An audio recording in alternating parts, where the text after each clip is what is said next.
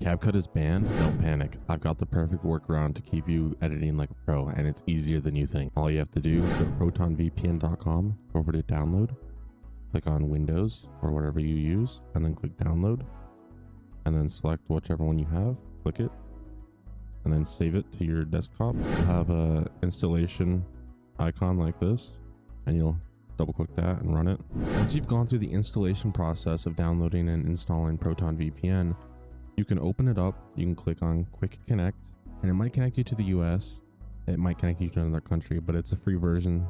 If you want to pay for the VPN, then you can switch to whatever country you want.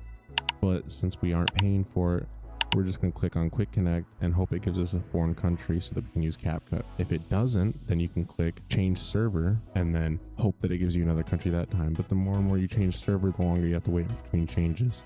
So hopefully in the first 2 attempts, you get a country that's not the US. But yeah, once you get that, you can open up CapCut and use it just like normal. It is a little laggy, it's a little slow, but all the effects and transitions and everything are there.